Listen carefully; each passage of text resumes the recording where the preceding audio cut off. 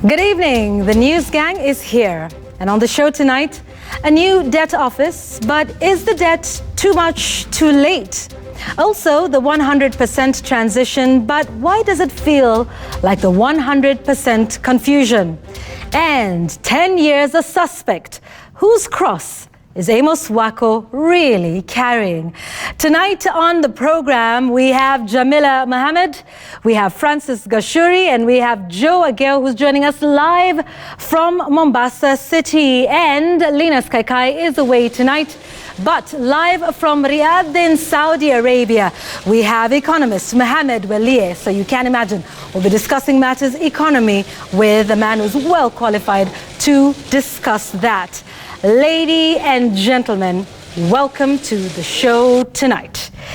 Let's get it started. Before we get into our major topics of the day today, I would like us to just start by getting a round of, the week that has been. It's been tragic, to say the least. We've seen killings, we've seen murders, most foul, and mostly by people well known to the victims. Jamila, I'll start with you. It's been a terrible week for Kenya, hasn't it? It has been really terrible. And the Siombua family case comes to mind. They had been missing for about 18 to 19 days by the time really the story actually picked up. And we kept hoping that maybe they were still alive. And then, of course, all hopes were dashed when reports came in that the bodies had been recovered in a shallow grave in Nanyuki, just meters away from the barracks where the father of Siombua's children, Major Mugure, now who's been court-martialed and is facing murder charges, lives. It was sad, and it's not the only one we've had this week. In fact, the media has been accused of having sad stories. Our running orders are terrible. I think it was Sunday, even today. Yeah. We had stories of murder, of rape. We talk about the Bumula one where 6 men were killed. Today we had a story of a child who was killed by her parents, a 4-year-old. So the state of society worries me. The value for human life worries me. Mm-hmm. It seems people don't really value human life. It's very easy to take a life. And it also brings to question the state of mental health. Is this a mental health issue? Is it something else we need to be looking at underneath that is causing this? Because when you have case after case after case every other day, it is worrying, Yvonne. And you're right, because even in the newsroom today, we really did try to look at our news bulletin and to temper it a little bit. No doubt they're horrific stories, but they must be told because, that is what is happening in society today. And of course, today, Francis, the president then did, in the cabinet meeting today, a task force was taking a look at what's happening in mental health and to try and fix the situation. Absolutely. Second time he's speaking about it. I remember during the Madaraka Day celebrations in Narok, at the Narok Stadium, President Uhuru Kenyatta spoke about it. At that time, you remember there was also another wave of killings that were love-related. And he was even asking that Kenyans be your brother's keeper. If you have a problem, speak it out, speak to your friends, speak to your relatives, instead of resorting to these kind of situations. But be it as it may, even as we wait for that task force to tell us what exactly is happening, it's pretty obvious that human life is valuable and you cannot attach any cost to it. And it surprises me that this wave of killings that we have seen in the last few days are what people call love-related. And it's an oxymoron for me, because how can you kill the person you love? Yes. Or how does it work? And if it is not working, especially in a relationship kind of a situation, just walk out of it. The other day we spoke about mental intelligence. Right. There's courage in walking away if it is not working, because clearly human life is increasingly losing value in our country. Yeah, absolutely. Joe, I don't know what your take is on what's been happening, our mental psyche, our mental state of mind. What is it? We would hope to see perhaps religious organizations and institutions talking about it and raising it. I don't know, where do we go from here? What's the solution? Well, Yvonne, I'm not sure about a solution, but I know for a fact that it doesn't get more dastardly than it has been this last week and indeed the last couple of days. If you think about what's been happening in our country, I think that something has given in society, and it is a moment, in my view, for self-reflection. Think about the many things that we have witnessed over the last so many weeks, where people who kill the people, as Francis was saying, people they say they love, but it seems seems to me that something has broken, whether it's at the family level. The kind of human beings that are emerging out of families, in my view, is a problem. That there is a conversation that perhaps needs to happen at home, because anyone who goes out there to kill somebody else or to do something as the kind that we've seen came from some family. I wonder what they heard when they were growing up. I wonder what they saw when they were growing up. And so there is a conversation that needs to go back to the basics of the kind of human beings that we are unleashing from families into the wider society, because as it is now, something really has to give, because it can't go on like this. And by the way, we've had those complaints that you were mentioning there about people complaining, for instance, about how grim, how gloomy all our news bulletins seem to be these days. And it's actually sad. But what I think is happening is our society is looking itself in the mirror and getting terrified by what it sees. And if that is what is going to keep happening, then surely there has to be a moment of reflection for society where we say, hey, how long does this go on?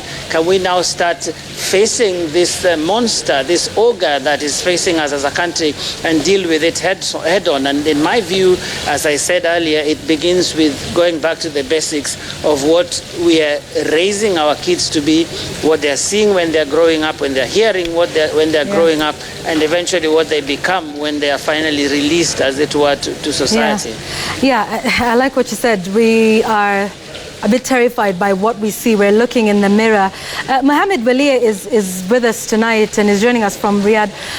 Mohamed, we'll get to matters economy in just a moment, but I wonder what your thoughts are as a Kenyan away from home, and you get to see all of these horrific stories. Just a quick one before we get into our substantive topic tonight on what that feels like for you watching this from afar. You sort of have a bird's eye view of this all. Well, I think it's a sad situation. I mean, when we see these kind of things, it is something that worries all of us, whether we are in the country or outside the country. And I think yes, mental health is a problem. And it's good that over the last few years, maybe 2 or 3 years, we've started to talk about it.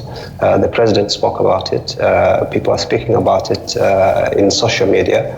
And hopefully, it's time that we appreciate that this is actually a big problem in the country. And you cannot take this away from the economic environment.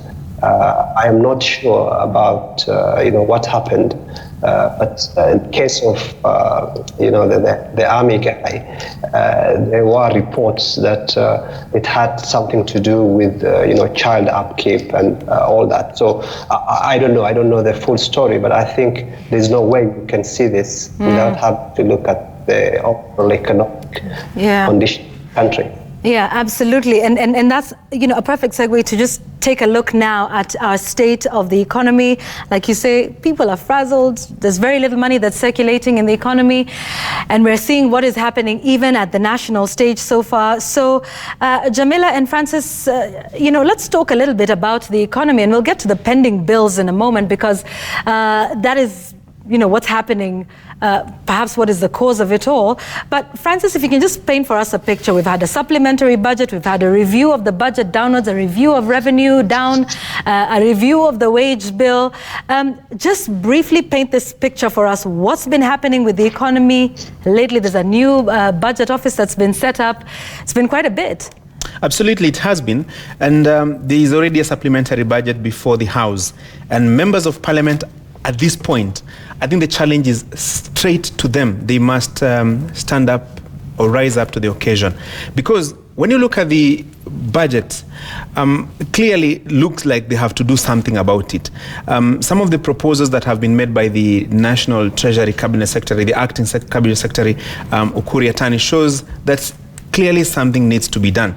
And I'm looking at just a rundown of what is happening. Look at some of the proposals in that supplementary budget.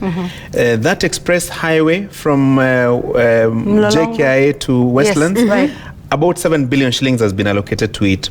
Then the Northern Water Collector Tunnel. You remember the one from Muranga and the issues that came up, the controversy? About 5 billion shillings. SGR, about 13 billion shillings. And then The universal health care, 28 billion shillings. Remember, it was piloted in 4 counties. So far, we have no report, at least a summative report telling us these are the successes, these are the challenges, these are the failures of UHC. And remember, about 4 billion shillings had been allocated. So why first invest more billions before you give us a rundown on how that 4 billion shillings was spent before now you allocate 28 billion shillings? To the rest, right. This is where members of parliament need to really think through. I'm also looking at the revenue side of it. The first quarter is over, and there was a shortfall of about 67 to 68 billion shillings. The revised revenue is by about 100 billion shillings. Yeah. So the target now is about 1.8 trillion shillings. Are we going to raise that? Is KRA going to collect that money, 1.8 trillion shillings? I highly doubt, personally. Right. Looking at the statistics, last year it was about 1.5 trillion or thereabout. So even if you're to look at how the economy is growing, and how the revenue collection is growing by about 13-14%. So maybe the target now is about 1.65, 1.7 trillion shillings. Another shortfall of about 100 billion shillings. Wow. So it's just shortfall after shortfall in all of these. And remember, there was a deficit of about 640 billion. Yes. So if we don't collect it, 640 plus another 150 to 200. Oh, we are borrowing about for sure. 800 billion shillings. We borrow more. And we've recently seen efforts here and there, Yvonne, of the KRA trying to clamp down on those who haven't paid their taxes. We keep seeing reports here and there of so-and-so, a certain businessman has been arrested because of not paying taxes. Maybe it's one of the efforts they're trying to put in place to try and collect money. But the government has put us in a hole. I cannot expect us to believe that the measures they're putting in place is supposed to get us out of it. I'm going to give a funny example. It's like someone who has robbed you of your wallet, but is giving you 20 bob bus fare to go home. It's that ridiculous. And I look at it in terms of how the common Mwananchi's economy has actually collapsed. The prices of basic commodities have shot up, and people are really struggling to be able to even put food on the table. When you hear farmers are complaining, you should know things are bad. When the rural shopkeeper is complaining, you need to know that things are bad. And in fact, someone said to me today, and I kind of agreed with him when he says, we are at a very low point. I don't think we've been this low in terms of the economy in a long time. And one of the reasons we're low is, and we've been talking about it here on the program, is the issue of pending bills and the fact that both the national and the county governments owe suppliers billions of shillings. And there was that directive that was made by the president on Madaraka Day. And let's listen to now the acting Treasury Cabinet Secretary, Ukuri Atani, on pending bills, and then we can talk about it a little more.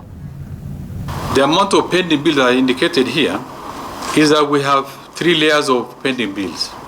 We are talking of the pending bill for last financial year. That's about 97 billion. But we also have historical pending bills. Bills for previous years where we have a committee gazetted and that have been working on this to verify, because some of these bills are not genuine. So we have to separate between the genuine pending bills and the ineligible pending bills. The processing is on. A number of them have been verified and are eligible. Some are still, even some are in court. So we have this cocktail of, pending bills that are different stages of interventions. So, pending bills, and we've seen such a big rush to ensure that now those are paid out before the end of the year. Mohamed, would this help to ease the situation a little bit? More money that will be flowing into the economy, and persons are able to meet their commitments, businesses are able to run, perhaps stem the job losses we've seen? Yes, I think, paying the pending bills can be a good economic stimulus. But I will just want to say something when it comes to pending bills. Problem with pending bills is we see the budget. I've written about this, a lot of people have made budget expenditure. His budget, I think, was $3 billion. All right, that is not a part. All right, we're having a problem with the sound on your end. In the budget. So the question is, if you're going to pay the pending bills, not budgeted for, where, I mean, to give them, you have. Okay, Mohamed, I'll have to step in for a moment because I think we're having a problem with the sound on your end, but he was basically saying the pending bills. Where is the money coming from? Mohamed, we're going to fix that connection and come back to you. But let me hold that on pending bills for a moment. We'll come back to it. I want to bring in Joe Ageo, who's joining us from Mombasa. Joe, we've seen so much that's happening, in Treasury now, pending bills and all of the orders that are being done. It begs the question, what's different now at Treasury? I mean, obviously, the one big difference is that there is somebody new, but it does raise, questions about the previous holder of the office and, of course, the person in charge, overall, that is the president. I mean, we've seen such a great impetus, and you'd have to wonder where all of this was before. Well, that's exactly right. And I think that Secretary Ukur Yatani called it a cocktail of things. He called it a cocktail of pending bills, but I think there's a cocktail of things going on at Treasury. I wanted to start a little bit with the idea of meeting the KRA targets, because that is at the heart of what we are talking about. And what we've seen, I mean, there was a report out, I think this week, that basically said the number of Kenyans in formal employment who earn more than 100,000 shillings had kind of gone up a little bit, but it was, I think, still less than 50,000. And you find that KRA has depended a lot on people who are easy to find. I mean, if you're employed somewhere, you have a pay slip, you have an employer who has a physical address, KRA basically gets you whether you want it or not. But you have a number of people there, I mean, by KRA's own admission, who are importing cars and doing serious businesses and doing all manner of things that suggest that they have a lot of money, but somehow it does not reflect in the official statistics. So it goes to show that there is a problem with how we collect. We are basically taxing the few people we are able to find to death, so to speak, because they are employed and therefore they can't run away. They have businesses and that sort of thing. So what you end up doing is that you're taxing people too much. There are people who are running small businesses who are basically choking under the weight of all the things that are going on. But at the end of the day, there are people who should be paying taxes and don't pay. So have we figured out, quite frankly, how we are going to get the money that is out there, that even KRA knows is out there? That is a place where we must start. And then if you think about issues like pending bills and all of these things, there is also the idea that and I think Wehliye began to speak about it a little bit, about where is the money coming from. But there's also the other issue of what is genuine, what is not. When some governors were appearing before the Senate this week, Yvonne, and you saw a lot of them had issues with overstated pending bills. We didn't quite know whether what is presented as pending bills, like in the case of Homa Bay, where they overstated, I think, by 40 million. So how do you deal with things like that? So we have very basic problems that whether we come up with new ideas, as long as the basics remain in the same place, very unlikely that we'll make a dent on this problem of the Treasury, Yvonne. Let's try Mohamed once more.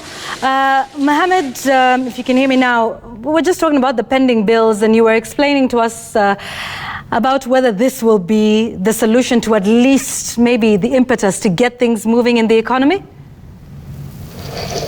Yes, Yvonne, any money that goes into the economy, any money that goes into the hands of Kenyans is definitely, needed to stimulate the economy. If you look at what happened after the post-election violence, when President Uhuru Kenyatta was a finance minister, that's something that, he did, and it worked. It worked because everything else was working.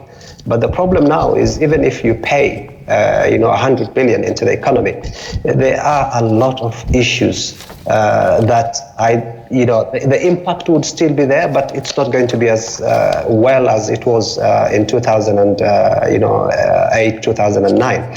Now, the problem with the pending bills is also where is the money going to come from? I mean, pending bills are basically not budgeted for. And that's why we've always said the deficit that is shown, 5.6%, is not real deficit, because we've been funding things that are not in the budget. So if you fund something that is not in the budget, then you continue to dig a hole. Now, we did a supplementary the other day, and it is supplementary that is driven by austerity measures, but we ended up spending more. I've never seen someone who says, basically, okay, I have a problem, I need to undertake some austerity measures, I'm going to do a supplementary budget, then adds 86 billion more of expenditure. I mean, we're talking about the big four. What is this big four items that have come up now that were not there 4 months ago when we did the budget? I think we have very good economists and we have very good people in Treasury, but sometimes I think these budgets are not done by people in Treasury. Maybe it's done from different offices and people who really don't understand what's going on. I mean, how on earth are you going to do a supplementary budget under current circumstances, end up with 86 billion more of expenditure, and then also rely on the fact that you're going to fund this supplementary budget using parastatal money, of which a big chunk of it is in T-bills and T-bonds, which, for you to get that, you've got to do something which has never been done before. So I think we've got serious problems in this country. Kenya having good economists in the Treasury, but the president has an economic advisor. And what should we read about this role, considering now the situation that we are seeing in the country? I don't think it's for lack of, good people that we have this kind of habits. I mean, it's unfair to say that Treasury is not run by people who understand, this kind of issue. I think they do. But the question, why is it happening? We've seen, the past very, very people, but even guys who've been in Treasury before, it's not that understand this issue. Something else happened. I mean, where is budget, doing budgeting? Okay, yeah. We need to. Too bad, but I hope we can be able to come back to Mohamed, because I have I have a question. To those guys who are in trouble. Yeah. Okay. Because I have a question I really needed to ask him. Yeah. I saw him on Twitter say that our economy is in the ICU. And that shows you the seriousness of the matter. And probably I can pose one to Joe.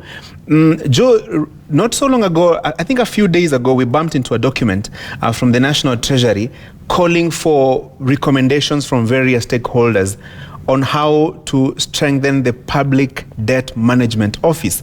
And everybody is talking about the state of our debt, because a good chunk of our money is being deducted at source first to service our debt. So the debt burden, Joe.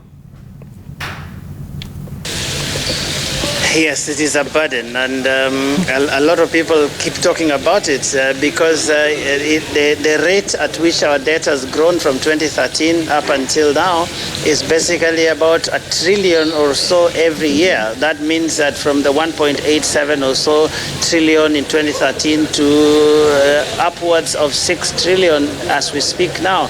And that, and I was really hoping that Wehliye would speak about this, but there is a sense in which one begins to wonder where the money goes. When it comes to debt, usually it's just like what you do at home. People take loans from banks, from SACCOs, from chamas and that sort of things.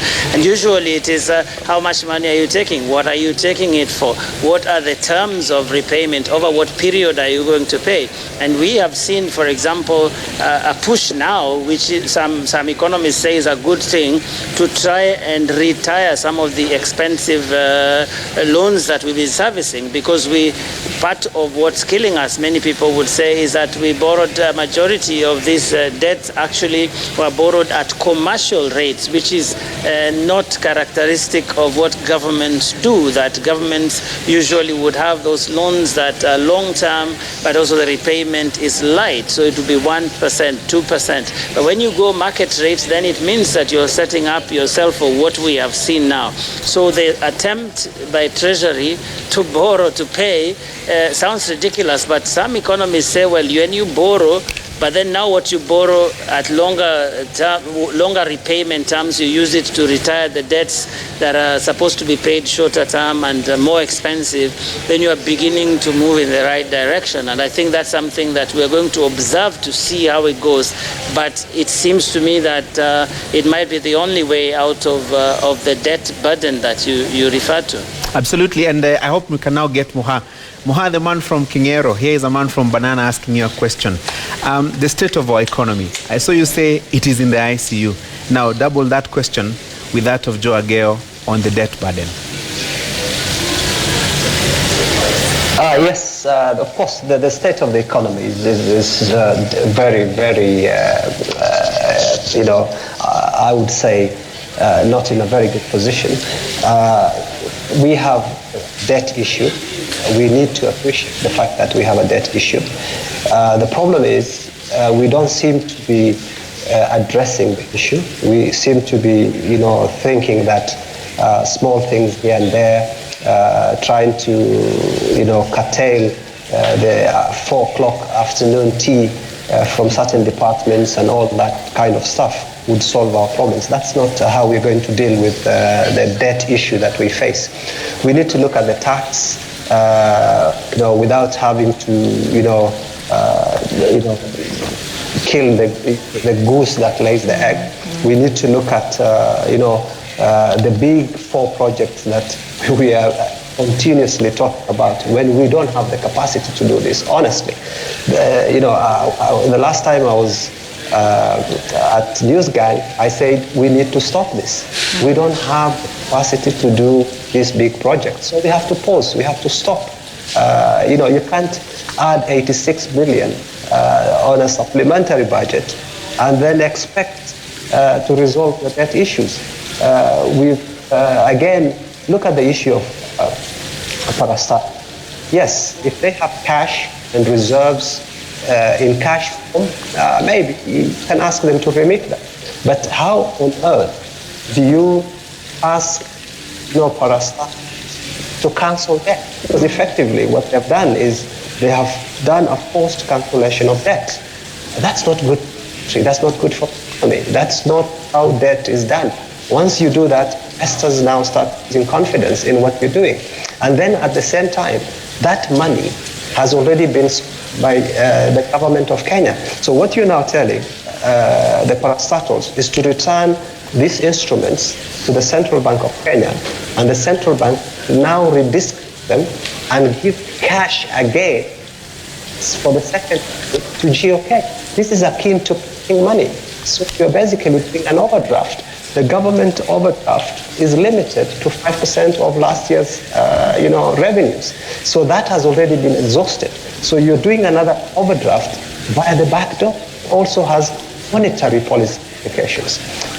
When you get money from the parastatals, what are you going to do with it? It looks like foreign debt. So when you pay, you've got to change that money for dollars. So you're taking it out of the country, and yet you're stimulating the economy by using bills. Yeah. So the problem with what you guys are doing is every time they do 2-3 things good, they do 4 things bad. So the net effect will continue to think, and that's a big problem that we tackle. I think what spoke about. Yeah. Economic advisors and all this. Yes, we used to have the NESC, which is the National Economic and the council that we have. Yeah. During so Mohamed, I'm sorry. Mohamed, can you hear me? Yeah, I just want to jump in for just a moment because I want us to wrap up on this one.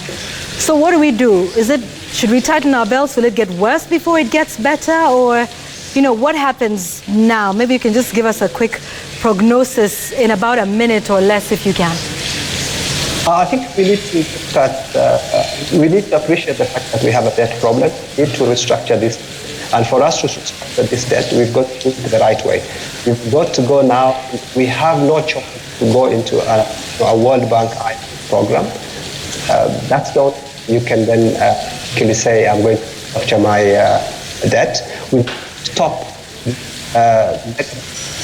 We've got to basically look at save and. Okay, all right, Mohamed, I think we'll have to leave it at that. I think to sum up what you said is we have to restructure our debt.